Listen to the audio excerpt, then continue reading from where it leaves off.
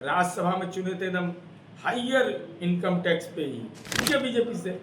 और निशांत कुमार कोई पैरवीस तो राजनीति में नया है नीतीश कुमार जी के, लेकिन निशांत कुमार जी के नाम से बेचैनी बहुत हो। सवाल इस बात का, हरा गमछा लगा के नकाब ओढ़ करके पाप करिएगा तो नहीं पकड़ाएंगे। नमस्कार, आप देख रहे हैं देशवा न्यूज। मैं हूं आपके साथ वैष्णवी। देखिए, एमएलसी चुनाव होने वाले हैं, 18 तारीख को वोटिंग होगी और उसके लिए पहले से तैयारी जो है वो की जा रही है।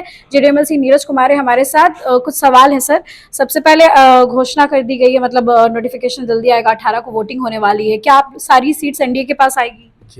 चुनाव विधान परिषद के द्विवार्षिक चुनाव एवं उपचुनाव का अधिसूचना जारी कर दिया। अब दल का एनडीए का नेतृत्व को तय करना है कि कौन उम्मीदवार होगा। तो स्वाभाविक रूप से हमारे यहाँ तो कोई परेशानी नहीं है, हम लोग तो सबका मंगल करते हैं जो महात्मा बुद्ध ने कहा है। तो एनडीए के घटक दलों में कहीं कोई दरार नहीं है, करार है। मिलकर हमको आदत लग गया है 100% स्ट्राइक रेट का, इसे राज्यसभा में किए। तो हमारी आकांक्षा है, वो पूरा होगा कि नहीं होगा मैं नहीं जानता। 100% हमारा स्ट्राइक रेट हो। और विपक्ष की राजनीतिक पार्टी के खाते में सवाल है कि माननीय तेजस्वी यादव जी कर्जा लीजिएगा, कर्जा अदा भी करिएगा। राज्यसभा में जो कर्ज एआईएमआईएम को है उसको अदा करिएगा कि नहीं? क्या कांग्रेस को राजनीतिक रूप से विलुप्त कर दीजिएगा? उसको नहीं दीजिएगा सदन में। माले संसदीय राजनीति में आकर करके विधान परिषद में भी आने लगा। ये नीतीश कुमार जी की कृपा से, आपकी कृपा से नहीं। आपके समय तो उग्रवादी के गतिविधियों में भरोसा करता था, लेकिन हमारे राज्य में उनको भी विधान परिषद आना पड़ा। माले को दीजिएगा, सीपीआई को दीजिएगा, सीपीएम को दीजिएगा, या हाइयर इनकम टैक्स पे ही को दीजिएगा। क्योंकि आप उम्मीदवार बड़ा अच्छा चुनते हैं। राज्यसभा में चुने थे एकदम हाइयर इनकम टैक्स पे ही।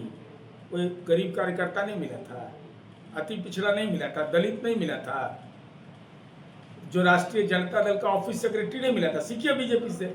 बीजेपी ने अपने ऑफिस सेक्रेटरी अरविंद शर्मा को एमएलसी बना दिया। यहाँ बताइए तो हमको तो याद है कि एक पीढ़ी के लोग तो चलिए गए छोड़ करके, दूसरा पीढ़ी का लोग है तो वो लोग को भी मौका दीजिए, वो लोग का भी योगदान है। ऐसा नहीं है, लेकिन परिवार को देंगे, किसको देंगे मैं नहीं जानता। जीतन राम मांझी भी एक सीट की डिमांड कर रहे हैं कि हमें एक सीट मिलनी चाहिए। मांग करने का उनको अधिकार है, लेकिन बात मान जाते हैं हम लोग का सबका एनडीए में। कभी एनडीए से उन्होंने मतभेद नहीं रखा है, इसलिए एनडीए में लोकसभा में भी उनकी मांग, विधानसभा में भी मांग, लेकिन वो संतुष्ट हुए इस सवाल पर। यह हमारे लिए उपलब्धि है। निशांत कुमार का भी नाम आ रहा है कि निशांत जा सकते हैं। अरे भाई, संवैधानिक व्यवस्था है 6 महीने के अंदर सदन का सदस्य बनना है। और निशांत कुमार कोई पैरवीस तो राजनीति में नया है नीतीश कुमार जी के कि भाई हमारा बेटा बड़ा इकबाली है, किसी को बनाइए नेता। हमारी पार्टी के नेतृत्व ने आग्रह किया, आग्रह याद रखिएगा इस शब्द को, आग्रह किया कि निशांत कुमार जी आप राजनीति का विरासत संभालने के लिए आइए। और जो सक्रिय हो गए तो उनको पार्टी ने मंत्री का जिम्मा दिया, सद्भाव यात्रा निकाले। लेकिन निशांत कुमार जी के नाम से बेचैनी बहुत होती है, अशांत लोग होते हैं। जब सद्भाव यात्रा मंत्री पद से बेचैन है तो सदन में जाएंगे तो एकदम तड़प जाएगा सब। इसलिए हमारी उम्मीद है कि निशांत कुमार को सदन जाना चाहिए और सदन जाने से पार्टी को और मजबूती मिलेगी। आखिरी सवाल रहेगा, हरा गमछा पे पॉलिटिक्स बहुत तेज हो गई, गाना बज गया, पूरा वायरल हो रहा है। देखिए, हरा गमछा, सवाल इस बात का, हरा गमछा लगा के नकाब ओढ़ करके पाप करिएगा तो नहीं पकड़ाएंगे। मैंने हरा गमछा से आप ही क्यों भड़कते हैं? कोई नाम तो पार्टी का माननीय सम्राट चौधरी जी ने लिया नहीं। हरा गमछा का पेटेंट आप ही लिए हुए हैं। पेटेंट इसका मतलब लिए हुए, कोई दुख नहीं होगा तो हम प्रतिकार क्यों करेंगे? मैं देख रहा हूं कि राष्ट्रीय जनता दल के समर्थक बहुत बेचैन है। अरे गमछा मुरेठा को तो उतार दिया जनता ने भाई। चुनाव में अब गमछा लेके घूम रहे थे, तेजस्वी जी को गमछा लिए देखते हैं।